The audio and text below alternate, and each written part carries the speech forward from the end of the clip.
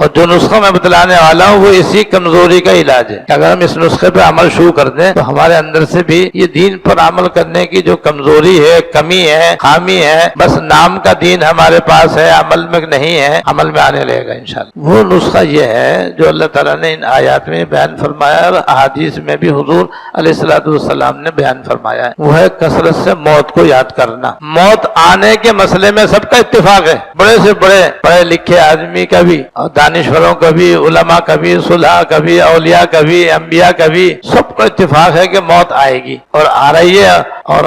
آتی جا رہی ہے، کوئی مستثنا نہیں ہے۔ انسان کو چاہیے کہ خیال قضا رہے، یعنی ہر آدمی کو چاہیے کہ اپنی موت یاد رکھے۔ ہم دنیا میں کیا رہیں گے جب اللہ کے رسول صلی اللہ علیہ وسلم نہ رہے، جو اس کائنات میں سب سے زیادہ اللہ تعالیٰ کو محبوب ہے اور سارے انبیاء علیہ السلام کے سردار ہیں، سب سے آخر میں آنے والے ہیں، سب سے پہلے جنت میں جانے والے ہیں۔ جب وہ دنیا میں نہ رہے تو اب کون رہے گا بھائی؟ تو اختلاف تو کسی کا بھی نہیں ہے اس مسئلے کے، لیکن جو زبردست کمی ہے وہ اس کو یاد رکھنے کی ہے کہ موت کو یاد رکھنے والے لاکھوں میں کوئی ہے، 100 میں نہیں، 1000 میں نہیں، لاکھوں میں، اور موت کو یاد رکھنا ہی وہ زبردست نسخہ ہے انسان کی کایا پلٹنے کے لیے، دین کو عمل میں لانے کے لیے اور گناہوں کے چھوڑنے کے لیے۔ اب ہم سے گناہ نہیں چھوٹتے ہیں، وجہ یہ کہ ہمیں اپنی موت یاد نہیں۔ اگر ہم کو موت یاد ہو تو مجال نہیں جو آدمی گناہ کر لے۔